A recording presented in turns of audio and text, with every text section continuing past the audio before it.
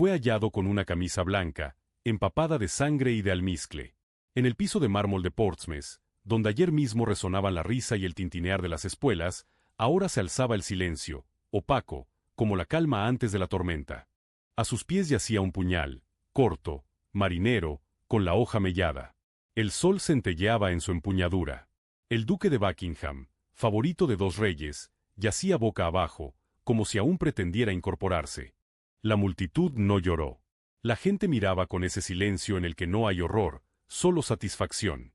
Alguien susurró: Dios por fin ha reparado en Inglaterra. La sangre se deslizaba por el suelo como seda roja que resbala del dobladillo de su vida. Así terminó el hombre cuyo cuerpo conoció el sabor del poder y cuyo corazón conoció el precio del contacto. Aquel que entró en el palacio siendo un muchacho bajo la lluvia y se convirtió en un rey sin corona. Aquel a quien amaron más que al propio país. Pero antes de que el puñal encontrara el pecho del duque, había todo un reino de seda, oro, cartas secretas y suspiros tras tapices. Una historia de cómo la ternura se volvió política y el amor, un arma. Antes de convertirse en duque, en favorito, en símbolo de poder y depravación, George Villiers fue simplemente un niño, hermoso hasta la torpeza, pobre hasta la humillación. Su madre, orgullosa viuda empobrecida, vivía en un rincón rural donde el frío se colaba en la casa con el viento y el futuro se veía tan gris como el cielo sobre Leicestershire. En su hijo no vio consuelo, vio una oportunidad. No vio afecto, vio un medio para sobrevivir.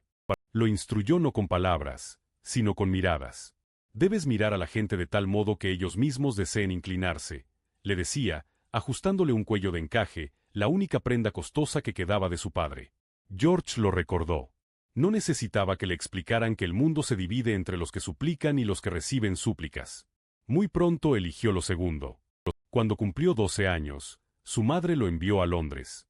En una ciudad donde el olor a carbón se mezclaba con el incienso, donde las calles latían como un panal, el muchacho desentonaba, demasiado elegante para la pobreza, demasiado orgulloso para la mendicidad. Se plantó ante la puerta del palacio no porque soñara con servir, sino porque quería ser notado. Y lo notaron. No los cortesanos, no los lacayos, el propio rey. Jacobo y, a quien el destino había enseñado desde niño a temer la luz, vio en el muchacho el reflejo de algo dolorosamente familiar, un hambre de calor, oculta bajo una postura impecable. Villiers se convirtió en la imagen de lo que Jacobo había querido ser alguna vez, joven, audaz, libre. ¿Quién es ese niño?, preguntó sin apartar la mirada. El hijo de una dama empobrecida, Majestad. Demasiado hermoso para la pobreza, dijo Jacobo. Y sonrió. Así comenzó una historia donde cada paso fue un trueque, una mirada, por confianza, un roce, por un título, el silencio, por poder. George lo entendía todo sin palabras. Cuando el rey se acercó, no cayó de rodillas, solo inclinó la cabeza. Lo suficiente para mostrar sumisión, pero no servilismo. Ese gesto fue la primera página de su nueva vida. Jacobo lo llamaba Estenie, como San Esteban, el mártir cuya belleza se decía que era un don divino. Pero en la boca del rey el apodo sonaba no santo, sino sensual. «Eres mi Estenie», dijo un día, pasando la mano por el rizo de su sien. Luz cuando la oscuridad se acerca demasiado. El muchacho no respondió. Sabía que cualquier palabra rompería el hechizo. El silencio es el mejor seductor. Aquella noche, mientras la lluvia martillaba los tejados de Viteal y las velas temblaban en las corrientes de aire, Jacobo escribió la primera de sus centenares de cartas. «Ruego a Dios que nuestra unión sea bendecida. Mi gozo, mi deleite, mi esposa». Palabras que hacían temblar el papel. Palabras que no deberían existir en cartas entre un rey y un muchacho. Villiers aún no sabía que desde entonces cada paso estaría tejido de asombro y miedo, amor y trato. Era hermoso, pero en la corte la belleza no es un don, es un arma. Se admira, hasta que se envidia. Aún no comprendía que desde ese día no sería un hombre, sino el reflejo de la necesidad de otro, una necesidad de ternura que olía a pecado. En las estancias de Viteal el viento apagaba las velas. El rey se quedó de pie junto a la ventana, mirando hacia la gris torre, y pensó que por primera vez en muchos años no estaba solo. Y el muchacho, bajo las bóvedas de la planta baja, permaneció despierto, mirando a la oscuridad donde cada roce parecía el inicio de un nuevo destino. Los favoritos no nacían sin más, nacían sombras en las que los reyes intentaban ocultar su soledad. Pero esa sombra pronto brillaría más que la luz. Y entonces nadie recordaría que una vez George Villiers simplemente se quedó bajo la lluvia, empapado, silencioso, helado hasta los huesos, con un futuro que le costaría el alma. Jacobo era rey, pero vivía como un hombre al que toda su vida le habían prohibido ser el mismo.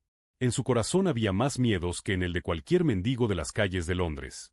Temía la traición, el silencio, la vejez, la burla. Pero sobre todo, el vacío a su lado. La corte lo presentía.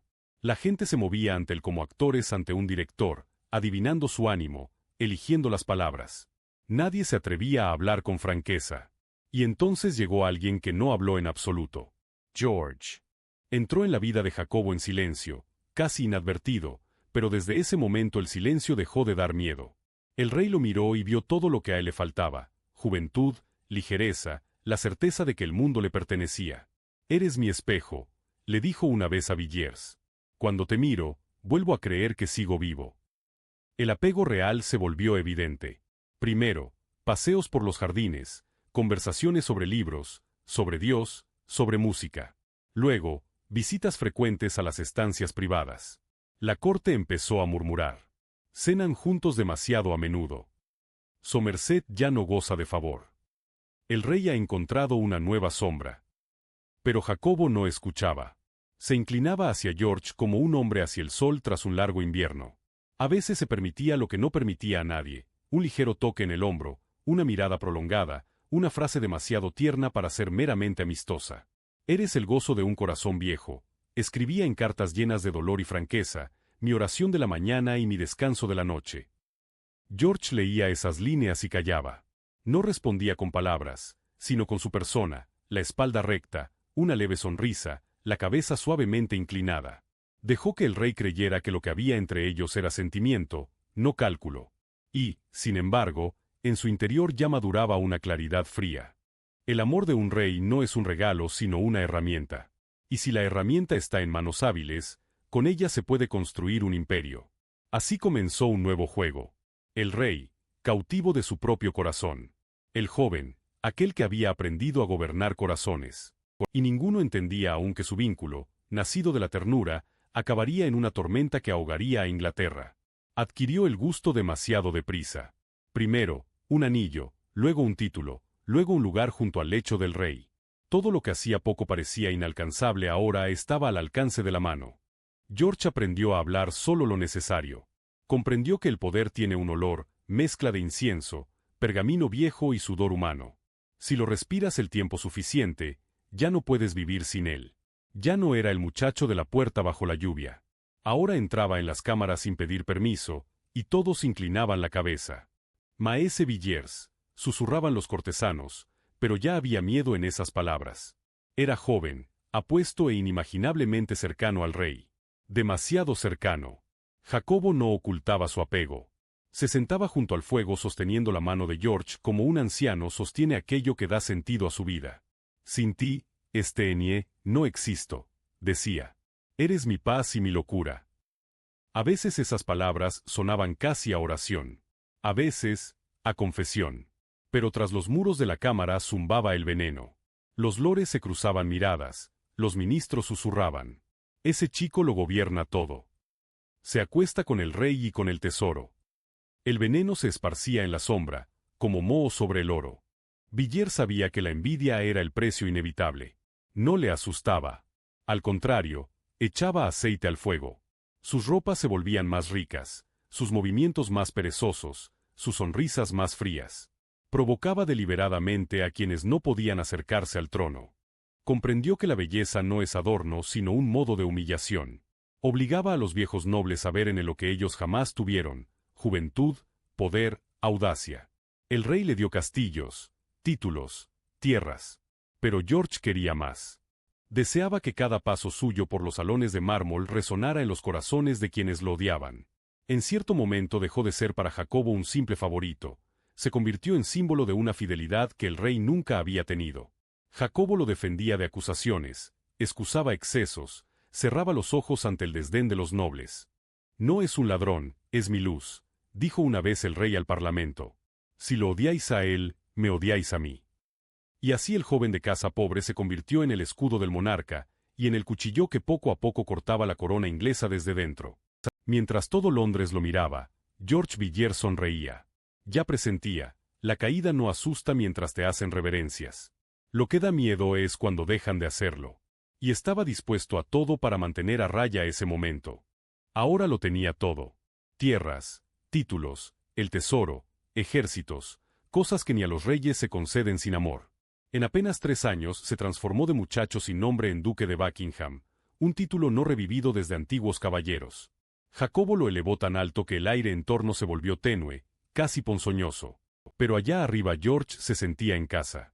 Le encantaba mirarse en el espejo con un traje nuevo, terciopelo, bordados de plata, la mejor seda, perlas reluciendo en el cuello. La belleza es mi armadura, le dijo a su ayuda de cámara, y el lujo es mi diplomacia. No fue solo un favorito, sino un fenómeno. La corte lo reflejaba como un espejo refleja la luz. Los hombres intentaban hablar como él, las mujeres intentaban parecer que él existía solo para ellas. Y todos sabían, el camino hacia el rey pasaba por él. Surgieron chanzas en la corte. El duque no es un hombre, sino la contraseña del palacio. Si quieres un título, bésale la mano. Si quieres un castillo, sonríe un poco más. Pero las chanzas se susurraban. Nadie se arriesgaba a decirlas en voz alta. Porque Jacobo veía, oía y sabía, y lo perdonaba todo. Se sentaba junto a Villiers, le acariciaba la mano, lo miraba con tal ternura que los viejos cortesanos bajaban la vista. «Eres mi brújula», decía. «Sin ti pierdo el camino». Y George callaba. Sabía callar de tal modo que en ese silencio hubiera más que en cualquier juramento. Sabía cómo ser necesario, y ese arte se volvió su religión. Pero dentro crecía otro sentimiento, el cansancio de la sumisión. Ya no quería ser sombra. Quería convertirse en la luz. No el reflejo del poder, sino el poder mismo. Entonces empezó a actuar. Al principio, con cautela, sugiriendo decisiones del rey, firmando papeles en su nombre. Después, abiertamente, conduciendo negociaciones, nombrando ministros, entrometiéndose en los asuntos del parlamento. Y cada vez que alguien se atrevía a objetar, Jacobo solo hacía un gesto con la mano: «Mi duque sabe mejor». Así Buckingham se convirtió en un rey sin corona. Pero cuanto más alto ascendía, más deprisa crecía la irritación abajo. Los grandes lores hiceaban, los obispos maldecían, el pueblo murmuraba en las tabernas. Dios nos dio un rey, y él vendió Inglaterra a un muchacho. Si la reina no comparte su lecho, alguien más comparte su trono. Estas palabras ya no eran chismes. Se volvieron una verdad dicha en susurros. Pero George no tenía miedo. Sabía que mientras el corazón del rey le perteneciera, no había nada que temer, ni enemigos, ni moral, ni leyes. Avanzaba por los corredores de mármol sintiendo que la historia temblaba bajo sus pies. No sabía, o no quería saber, que ese fulgor ya cegaba a quienes buscaban el momento para asestar un golpe por la espalda. En Londres se decía cada vez más: al favorito hay que ponerle freno. No solo por moral, por política. El poder de Buckingham irritaba a demasiados. El matrimonio quizá lo suavizara. Los consejeros del rey susurraban: «Cásalo, y lo desarmarás». Jacobo escuchó y se ensombreció. No quería compartir su sombra con otra. Pero la necesidad del Estado exigía una muestra de decoro. Así llegó a la vida de George Lady Catherine Manners, joven, bien nacida, el rostro mezcla de dulzura y orgullo. Su padre era católico, lo que hacía de la unión una provocación política.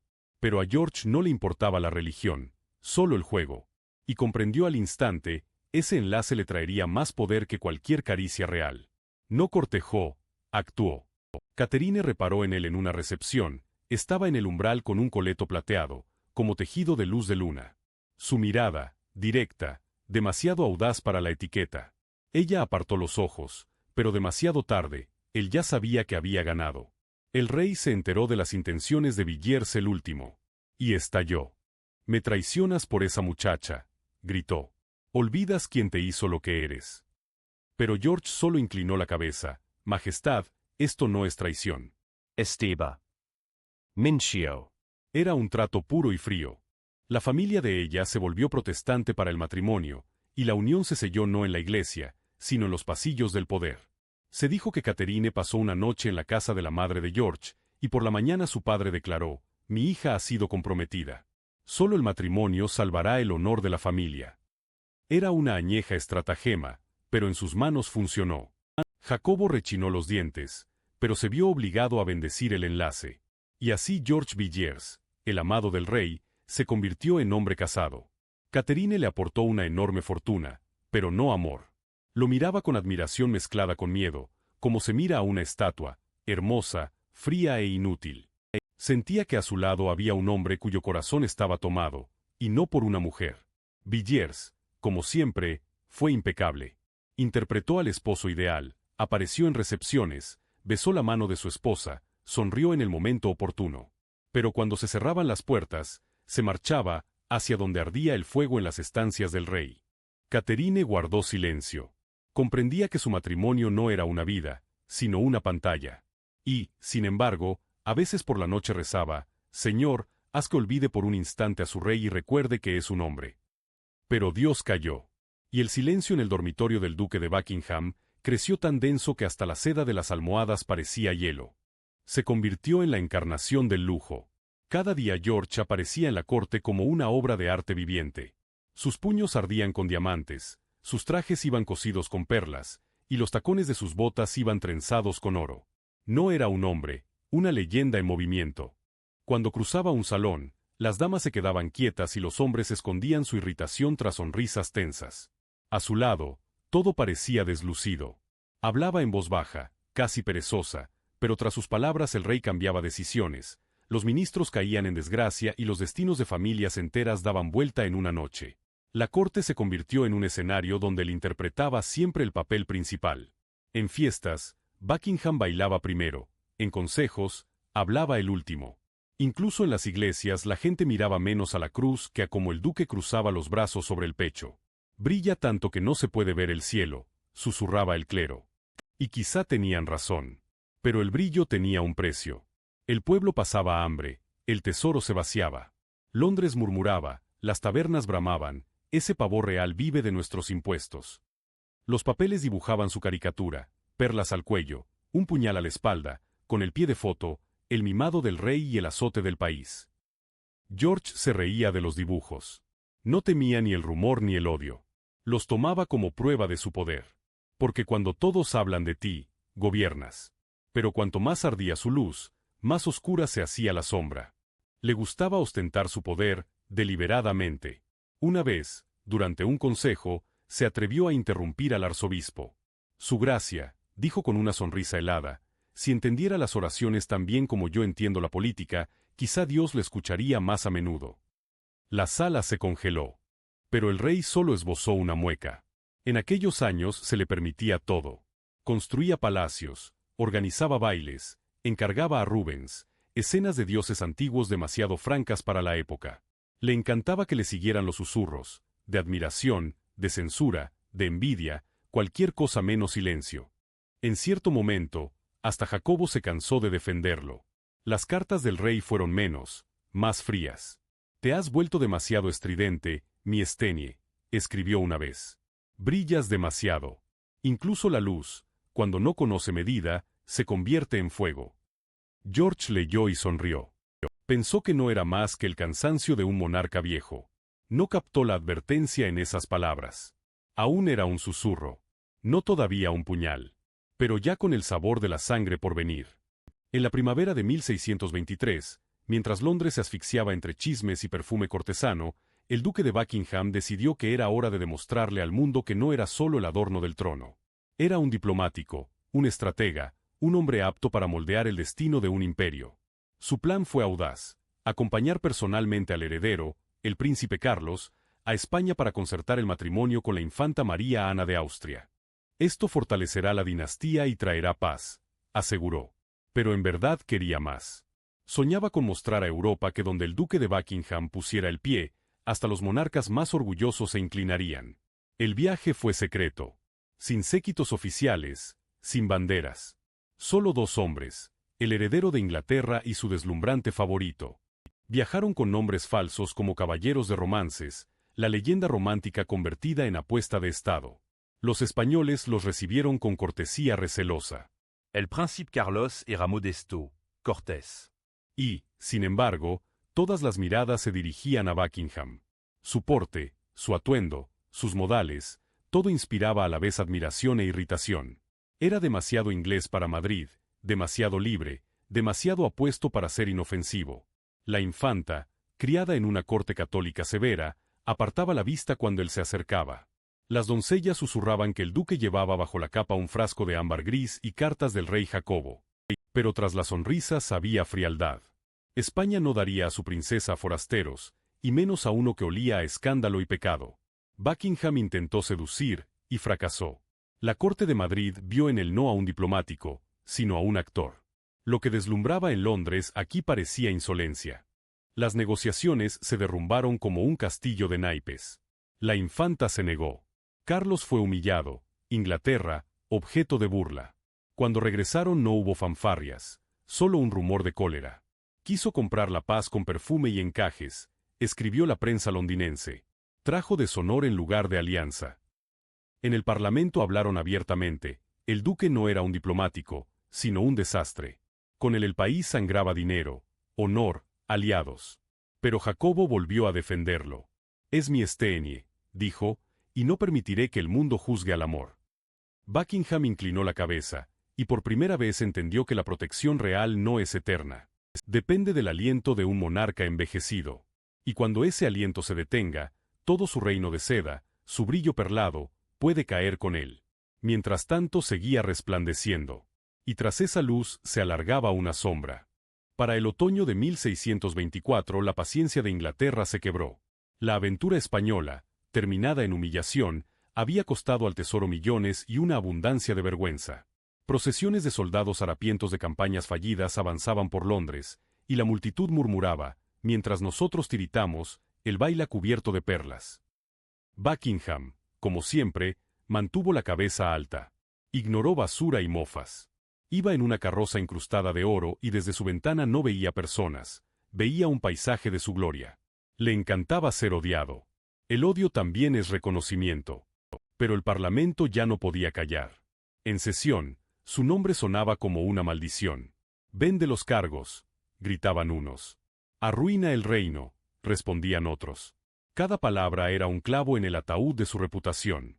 Jacobo lo protegió hasta el final, pero la edad hizo su trabajo. El rey se volvió cauto, más débil y, por primera vez, suspicaz. Entre el pueblo maduró la sensación de un final. Cuando la gente veía el cortejo del duque, volaban barro y piedras. Una vez, de regreso de Westminster, oyó la voz de una mujer, que el Señor devuelva la conciencia a Inglaterra. Y por primera vez en muchos años Buckingham apartó la mirada. Intentó arreglar su nombre organizando más bailes, mascaradas, muestras de generosidad. Pero lo que antes parecía esplendor ahora se veía desafío. Cada gesto olía a arrogancia, cada joya se burlaba de la pobreza del país. Los papeles lo dibujaban con el pie de foto, el duque que vende Inglaterra como si fuera un coleto. Hasta quienes habían buscado su favor ahora se apartaban. Cada vez más quedaba a solas con los espejos, como si se convenciera de que seguía siendo hermoso, intocable. Pero tras el reflejo había otro rostro, demacrado, pálido, con los ojos sin la chispa del vencedor. Sintió el cambio de viento. El rey envejecía. El parlamento hervía. La multitud pasaba hambre. Y en algún lugar de aquel vacío resonante maduraba la ira de alguien, personal, silenciosa hasta lo mortal, lista para golpear. Soñaba voces, el golpeteo de pasos, el clic de un puñal en la piedra, un grito como vidrio que se rompe. Despertaba bañado en sudor frío y susurraba, «Nadie se atreverá».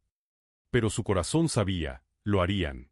La historia siempre venga a quienes confunden el brillo con la inmortalidad. La primavera de 1625 no trajo alivio, sino el frío eco de un final. El rey Jacobo murió, en silencio, entre velas, seda y cansancio. Su muerte fue como el chasquido de unas tijeras, y se rompió el hilo del que pendía todo lo que hacía intocable a George Villiers. Londres enmudeció. En el palacio los pasos de los cortesanos sonaban huecos, y cada cual susurraba, «Ahora todo cambiará». Pero George no lo creyó. Permaneció junto al féretro de Jacobo sin lágrimas, sin oración, solo con un ligero, casi tierno movimiento de la mano, como si se despidiera no de un rey, sino de un papel que habían compartido entre ambos. Sabía que Jacobo lo había amado. No sabía que el amor era lo único que ya no tenía. El nuevo monarca, Carlos I, era completamente distinto. Más joven, más retraído, más estricto. No tenía esa debilidad sentimental que había impulsado el ascenso del duque. Pero tenía un hábito, la dependencia. Carlos creció viendo a Villers mandar, susurrar, decidir, sonreír mientras otros temían respirar. Para él el duque no era solo un favorito, era el segundo corazón de la corona. Cuando los consejeros preguntaron con cuidado, «Majestad, ¿permitirá que Buckingham permanezca en la corte?», Carlos respondió sin vacilar, «Permanecerá. Es mi amigo más leal». Y de nuevo la historia dio su extraño giro. Ahora Villers sostenía la mano de un rey joven como en otro tiempo había sostenido la de uno viejo. Hablaba en voz baja, con leve inclinación de cabeza, y Carlos escuchaba, confiado, casi con admiración. Pero era un sentimiento distinto, no encaprichamiento, sino necesidad. Carlos necesitaba a alguien que cargara con la inmundicia del poder. Así el duque volvió a ser omnipotente. Solo que ahora sin amor, por puro hábito. El parlamento bullía. Sobrevivió a un rey para estropear a otro, murmuraban los lores. Un diablo vestido de terciopelo, gritaban en las calles. Pero Carlos no escuchaba. Lo defendía con la misma obstinación con que Jacobo había defendido alguna vez su propia debilidad. Buckingham volvió a dirigir el ejército, a nombrar ministros, a escribir cartas en nombre de la corona. Su firma pesaba tanto como la del rey. Vivía como si la muerte de Jacobo no hubiera ocurrido. Sin embargo, en lo hondo sabía, todo había cambiado. Antes lo había protegido el amor, imprudente, ávido, casi divino. Ahora lo protegía solo el deber, frío, racional, y por ello quebradizo como el hielo. Y donde antes estaban las palabras, Estenie, mi amigo, ahora había silencio. Silencio que siempre precede a la tormenta. El verano de 1626 en Londres fue bochornoso, pesado, como si el aire mismo estuviera cansado de respirar esta ciudad. Pero en el palacio del duque de Buckingham el tiempo era otro, el calor del lujo. Los espejos devolvían la luz de cientos de velas, los techos se ahogaban en terciopelo y dorado, y el vino corría como un río.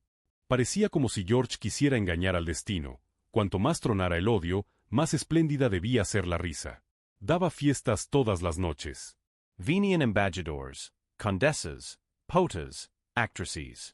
Sobre las mesas, faisanes asados, frutas confitadas, copas de cristal ribeteadas de perlas.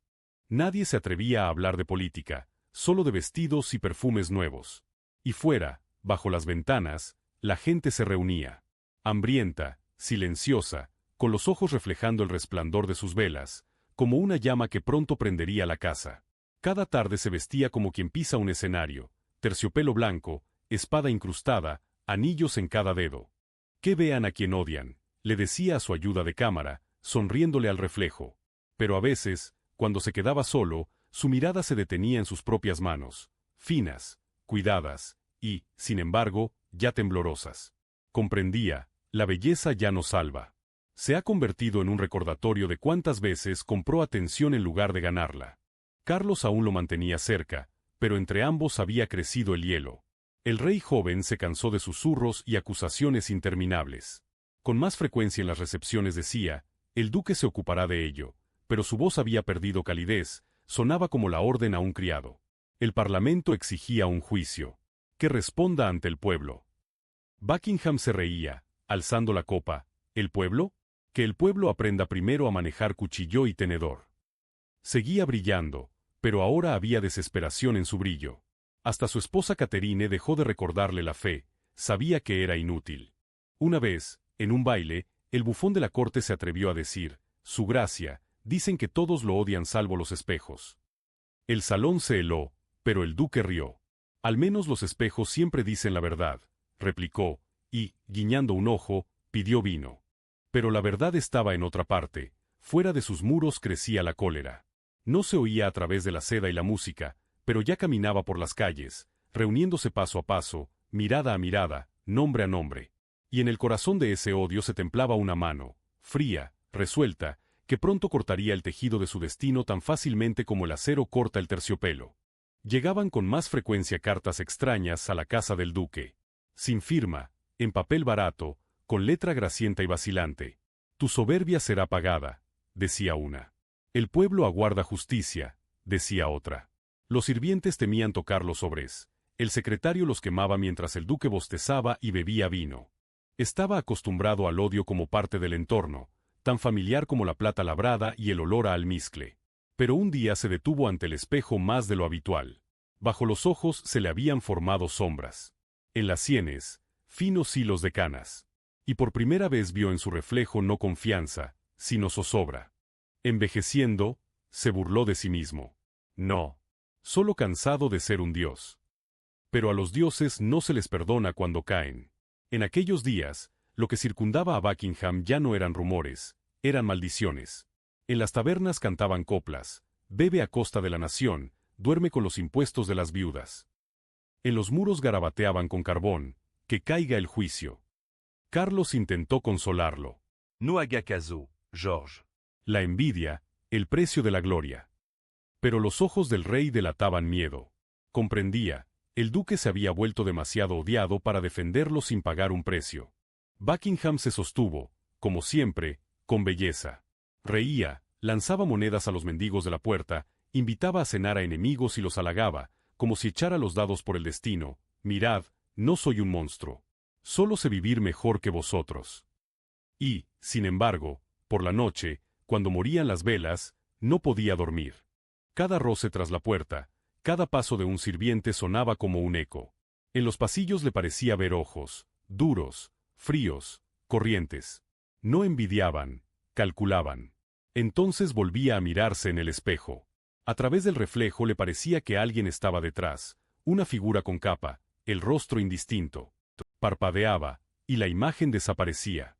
Desde entonces ordenó que no se encendieran lámparas nocturnas en sus habitaciones. Decía que no le gustaba la luz. La verdad era otra. Temía ver lo que la luz muestra más honestamente que la oscuridad, su propio final, ya reflejado de antemano. El sol de agosto abrazaba los adoquines como si llevara el presentimiento del castigo. Portsmouth vibraba de tensión, la flota lista para zarpar, emisarios reales de un muelle a otro, oficiales a gritos, y entre la multitud se movía un hombre a quien todavía nadie conocía. Se llamaba John Felton. Un oficial cualquiera, agraviado, licenciado, aplastado por deudas y amargura. En sus ojos ya no quedaba miedo, solo cansancio. Caminaba suave, como si guiara de la mano a su propia sombra. El duque de Buckingham estaba tranquilo aquel día. Se preparaba para una campaña, una nueva oportunidad de recuperar la gloria tras fracasos y culpas. Llevaba una capa ligera bordada con plata, el cabello prolijamente alisado, en los labios la sonrisa ensayada, la que antaño atrapó a los reyes. Caminaba por la galería rodeado de íntimos, hablando de naves, de armas, del destino, y de pronto se detuvo, como si presintiera algo. Una sombra fulguró, el acero brilló. Felton asestó sin grito, sin saña, como quien ejecuta una misión dictada por el cielo. El puñal se deslizó bajo el omóplato, directo al corazón. El duque se estremeció, como sorprendido. ¿Qué es?, susurró, llevándose la mano al pecho. La sangre inundó la capa blanca como una marca, un sello. Titubeó, mirando a su alrededor, y nadie se movió. Nadie creyó que el caído fuera el propio Buckingham. Se hundió en el suelo, los ojos quedaron abiertos. Y en ellos no se fijó el dolor, sino el desconcierto. Como si en el último instante aún no pudiera comprender que el mundo se atrevía a matarlo, al hombre a quien los reyes habían amado. Cuando apresaron a Felton, no se resistió. «Es el juicio de Dios», dijo con calma. «Yo no soy más que un instrumento». El duque murió en el acto. En su mano encontraron un jirón de encaje perlado, parte del traje que había llevado en su último baile. Un símbolo de vanidad convertido en sudario. Aquella tarde se posó un silencio extraño sobre Portsmouth. El mar, siempre ruidoso, parecía callado. Solo las gaviotas, girando sobre el muelle, chillaban con aspereza, como si se rieran del pavor real caído en su capa de terciopelo. La noticia voló a Londres más rápido que las campanas. El duque ha muerto. Susurraban en las puertas, gritaban en los mercados, garabateaban con carbón en las paredes de las tabernas. Y por primera vez en muchos años el pueblo no lloró a un gran hombre, lo celebró. Las multitudes se juntaron en las iglesias donde los pastores hablaban abiertamente de retribución. En las plazas cantaban baladas, toscas, burlonas, y, sin embargo, cada una traía alivio. Bebió nuestra sangre, y por fin se ahogó en la suya. El rey Carlos no salió de sus aposentos durante 2 días. Decían que ni comía ni dormía, paseando como una fiera encerrada en una jaula. Cuando llevaron el cuerpo de Buckingham a Windsor, Carlos ordenó abrir el ataúd. Permaneció largo rato mirando el rostro impecable, pálido, casi hermoso. Por un momento pareció que el favorito dormía, listo para mover los labios y decir, «Majestad, todo está bajo control». Pero los labios estaban inmóviles. Catherine, su viuda, permanecía aparte. Su rostro estaba seco, sin lágrimas. Solo le temblaba la boca. Sabía, no era solo la muerte de un marido. Era el ajuste de cuentas por todo lo que habían tomado al destino. Cuando el sacerdote empezó a rezar, ella murmuró quedo, no lo mataron los hombres. Lo mató el orgullo. Llevaron a Felton a la capital bajo guardia. La gente arrojaba flores, no piedras. Para ellos no era un criminal, sino un instrumento de justicia. Sus ojos eran claros, su voz firme. Hice lo que ningún lord se atrevió, dijo en el interrogatorio. Liberé a Inglaterra de una llaga. El parlamento guardó silencio.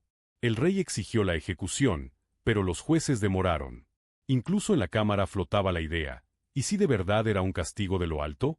Al final a Felton lo ahorcaron, en silencio, sin pompa, sin discursos. Y, sin embargo, días después vendían sus retratos en Londres, y en los muros aparecieron las palabras, hirió a uno y liberó a muchos. Mientras tanto el cuerpo del duque fue enterrado bajo una pesada losa en la abadía de Westminster. No se alzó estatua sobre la tumba. Solo una inscripción modesta, George Villiers, duque de Buckingham, favorito de reyes. Pero quienes pasaban no inclinaban la cabeza. Miraban la piedra con una sonrisa tranquila, casi amarga. Porque sabían, allí no yacía un favorito, sino un hombre en cuyo corazón ardieron juntos poder y pasión. Pasaron los años, y el nombre del duque de Buckingham dejó de ser memoria para convertirse en leyenda, contada con distintos tonos, algunos admirativos, otros ponzoñosos, otros con secreta piedad. En sus antiguas estancias quedaba el aroma de incienso. Los viejos criados decían que por la noche se escuchaba el susurro de pasos y un tintineo leve, como si las perlas rodaran sobre el mármol. Nadie se atrevió a quitar sus espejos.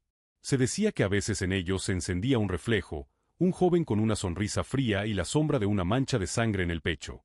Cuando un pintor intentó hacer su retrato póstumo, el pincel se le cayó de la mano, los ojos del boceto salieron demasiado vivos. Como si Buckingham siguiera observando, reacio a soltar el último poder, el poder sobre la atención. Catherine, viuda a los 26, vivió retirada.